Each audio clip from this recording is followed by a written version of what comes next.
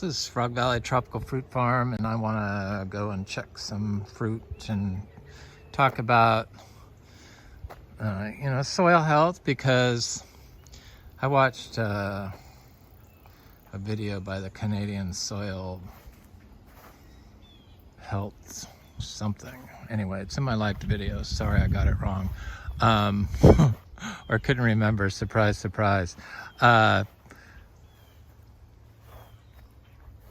Anyway, they were talking about soil health and cropping systems and how important it was to have a diverse range of, they grew like annuals, so they were vegetable cropping or like wheat or something like that. A diverse range of plants, and they developed a list of plant groups that work well together, because if you have like 4 or more completely different types of plants growing all in the same area, it's supposedly really good for your soil, and I believe that. So if you wall-to-wall living roots with the orchard floor, you are on top of it. But all these farmers, these modern growing systems, they're developed around old management practices rather than seeing what's right in front of them and what's wrong with it. And I just have to look at, none of them discuss their use of machinery over the system. And then they talk about this guy, he mentioned Christine Jones. He had some interesting information. I liked the video. But they're talking soil health, and yet it's on a completely modern agriculture grow system, which we now know is completely wrong. So they mention soil health, and then they mention these plants, but they fail to connect the fact that they need to get the machinery off this system, run cows through it, and then plant your stuff. Limit your disturbance, because we know that disturbance, vibrations, trigger molecular changes.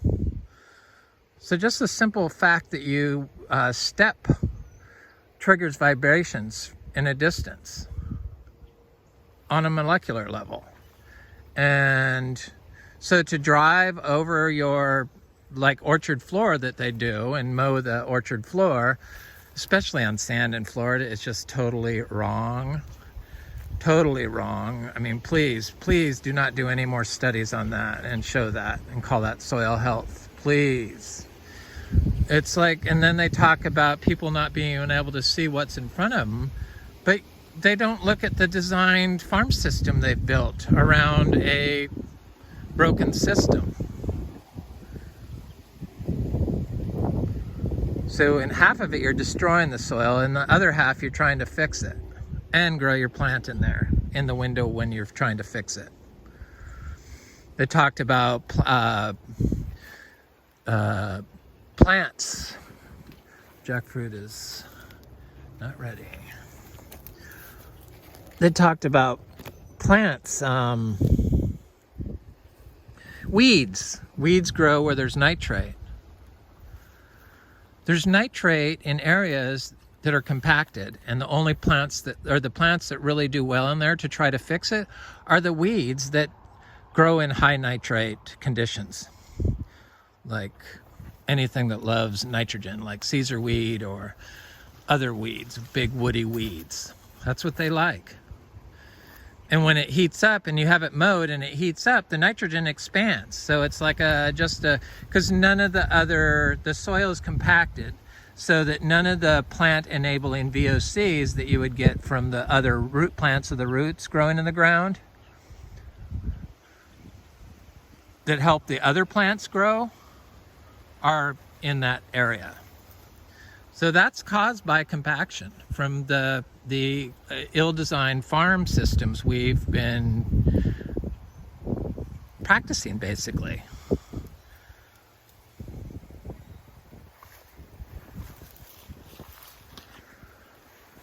I mean, if you're going to do it, you need to design some different tires is what you need to do. Maybe design the tires as the seating system.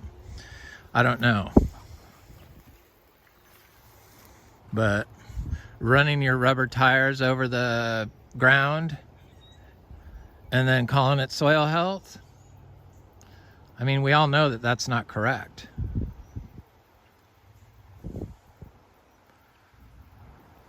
So people really freak out by this like wild look, and with your plants growing it, your food crops growing in it, because they've been programmed to think that mowed and beat down is how plants and our food should be grown. And our food needs to be grown just like all the other plants amongst each other. Because all this biodiverse living floor of all this different stuff, the below ground living root provides 80% more carbon into the soil than the above ground input. So your wood chips, your chop and drop, your whatever. So to have, I mean, it just makes sense because the living mulch is a chop and drop. You don't want to do that because it just creates disturbance and would cause you to compact the soil completely in sand. It just completely destroys it. That's what it does. So we need to do these and then of course, nobody ever, well, they did mention manure, but they want it in 2 by 2 inch plots. But I think that if you had tree crops with cows and sheep underneath in long strips growing in between the vegetable rows, and then run the cattle through to eat your cover crop and then move them into another tree strip, and so on and so on and so on, that you could probably call that soil health, because then you're looking at the whole system. Yep. It's not very hard to figure out. It's the compaction from the disturbance. That's most of the problem. So the citrus, because it has this psyllid, which it's really warm and nice and windy. This is that heavily fruiting MB tree. I sold like a lot of fruit off this tree last year, and I ate a lot of fruit off of it. It's my favorite Garcinia, I think.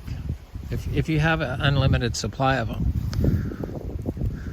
I don't know, the color is just really... I'm craving this one more than the others. My mouth waters when I think of it. So this tree looks like it's rusty. I need to put some manure over here. So the manure, I started a lot of my jackfruit seeds. We didn't get tons, but we got I got more than I've had before from our fruit. The fruit was delicious. So I planted the seeds, and I did one as an experiment in just pure cow manure, zebu manure, dried, aged zebu manure, like I did my fruit tree cuttings in. And that seedling is like, I don't know, it looks like it's at least 10 inches tall. The others have not come up in the compost. So the cows, the zebus, the cow that they forgot they need to put back into the system, especially just for the reason that most people eat so many of them.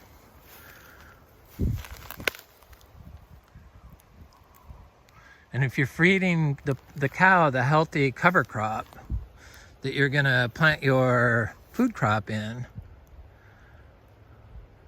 you can guarantee the cow is going to be healthy.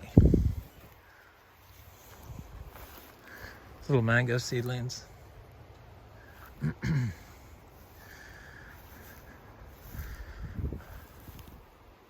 Yeah, they don't... These places, these farm systems that they have, the modern agriculture farm system, is designed around a failed system. And then they add partial bits of soil health principles to it. It's just very strange.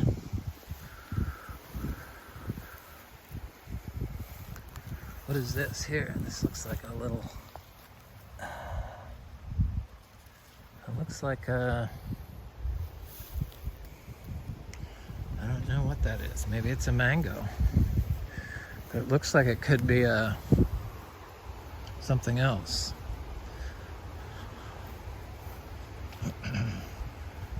That's why I don't like to walk in here, because I wander around in a blackout and plant seeds in the ground when it's like 96 degrees and 100% humidity, and you're doing it for a few hours. You're going to be in a blackout. At least I am. Just to get through it.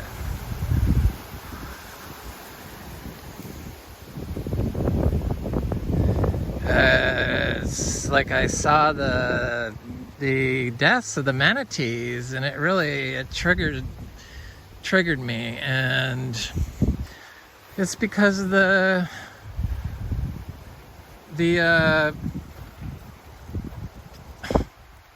seagrass dying in the Indian River Lagoon, the most biodiverse spot in North America that they spray glyphosate on. In some cities, in Brevard County, I've seen it.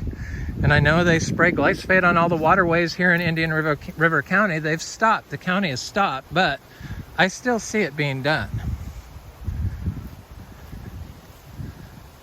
And then they just refuse to understand that the mowing compacts the soil and invites the weeds, the sedge, and causes runoff that goes right into the Indian River Lagoon with all these pollutants. And then they take something like this and call it abandoned and unmanicured. Around here, that's what they do. I'm not trying to grow a jungle. Well, I am. So let me grow it. It's like, ugh. We've been getting lots of rain. We don't have standing water. That's another thing. Everyone else has standing water. We have none. So I know that what we do here, what I do, is helping Florida and could help the Indian River Lagoon, and people need to get on board with it and start eating organic. That's what I don't understand. The people that don't eat organic, that are consuming, what, 16 pounds of chemicals, farm chemicals a year on average? Really? Look at the root system on this old oak tree. I mean, it's very massive.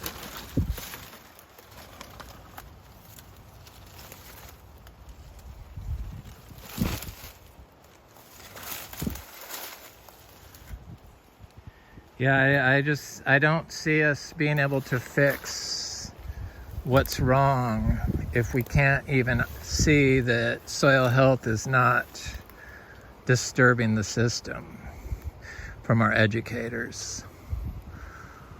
I mean, you can't just ignore it. That's what you're doing. So,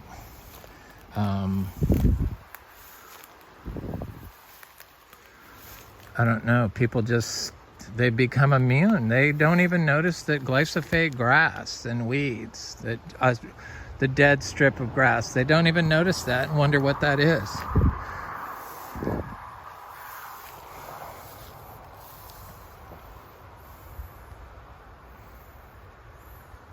This looks like a little tree here. Is that? No, it's probably a weed. Weed? No? Could be a little something. It's probably a weed. Yeah, all these weeds, that's where all the life lives. Your wood chips don't put carbon into the soil, and they just compact the soil. Then driving machinery all over everything. Sure, you bought the tractor, but that doesn't mean that that's the right way.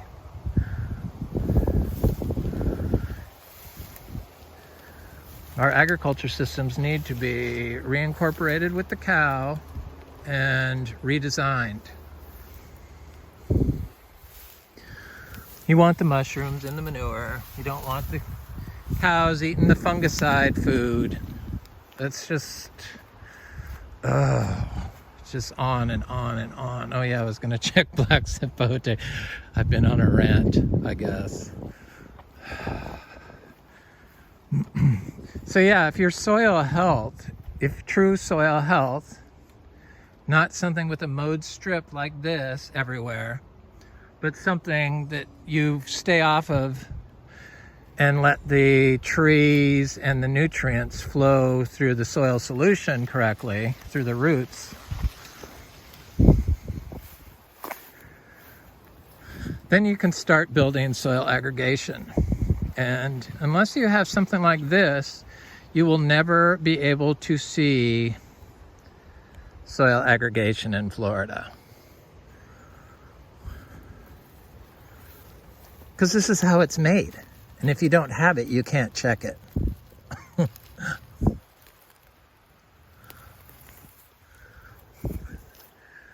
That's soil aggregation.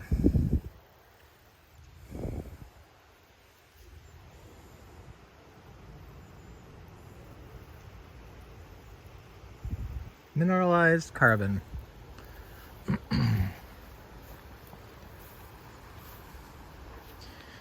You get it with the roots in the ground and the biology and the cow manure, the holistic cow manure,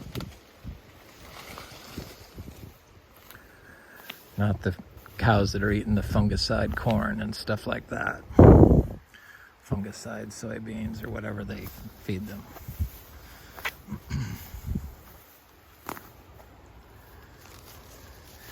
And we got the cows and we got the land. We know that those feedlots make all the pollution. So why are we putting more of them in the organic world? That's what I don't get. You can't just keep ignoring what you're doing and call it soil health. These things are looking good. I love black sapote. Ooh, we can have... No, it's not ripe yet, but it looks like it's trying. Yep. You can see how weighted down these trees are. And really, we gotta stop being so stupid. I mean, it's so crazy to see people of, teaching methods and passing them on and mentioning soil health, and really all you're showing is you did have some good advice with the, look at the size of that black sapote, with your mix of plants, showing which ones mixed well together. But I believe in the natural system that the plants work it out.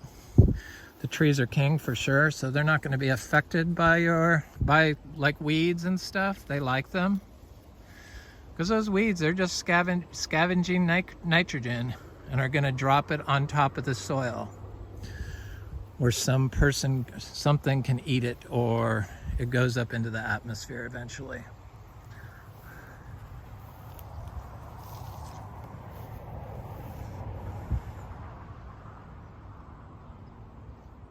Black sapote look good, right? This weeds always grow where it's compacted, always. And I know this area has been compacted, but they don't start showing up until it's going to be fixed. So I always am happy to see them.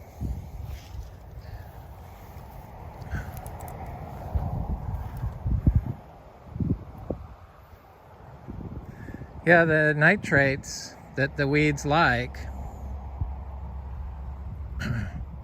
is the only nutrients that is available in compacted soil. I would think, because you don't have the roots from the other plants going deep into the soil. See, it's just very short grass. It's like 10 inches in 3 years it never grew. It's finally getting a biddens growing in here, and soil's good where this stuff grows, plentiful. But where it's just a monocrop grass and it doesn't grow very high, that means it's compacted here in Florida. And I'm sure that digging a big hole and planting a giant rhizome of bananas through here would probably fix it with some earthworm castings and some manure. But I didn't do that here yet. I have to divide some more bananas. I want to put some bananas in here because this is where the mangoes froze, this section. This is where I had a bunch of sugarloaf mangoes freeze. They died just above the graph. So there's sugarloaf again, and it's almost as big as it was. I never chopped it down. It's like completely hollow now. Like degraded from the inside. There's a little seed mango I planted. Stuff's coming up in here, finally. It's taken 5 years. This was a lawn pond. So, but different stuff is coming up in here finally. Then the modern farmer, they do everything as one, like all areas of the farm are the same. Like, and I know that ours, it changes, like it can change in 10 feet. So they don't really look at the soil. They don't look at the system. They're not looking at a whole huge segment of the system, your interference. And till we start looking at restoring natural systems, staying off of them, incorporating other plants, trees, cattle, strips, and adding the cattle into the agricultural systems, then it's like I don't see it ever working.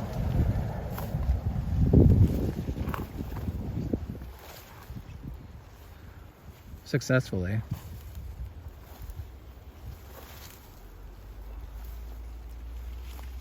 Here's another mango that froze back. Who was this? Kathy. That sugar cane's looking quite healthy. So these always show up where there's like lots of available nitrogen. And if you plant seeds, mangoes, whatever, fruit tree seeds, at the base of these Caesar weeds, they seem to all grow.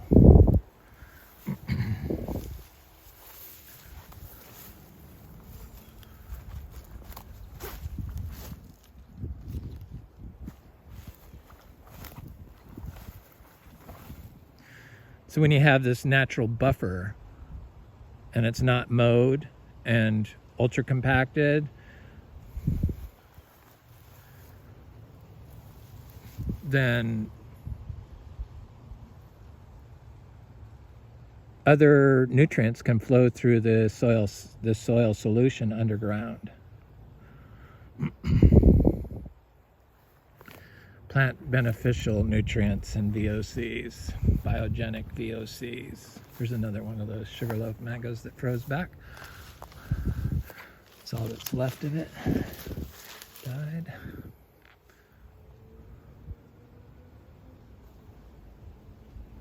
Anyway, it's Frog Valley Tropical Fruit Farm.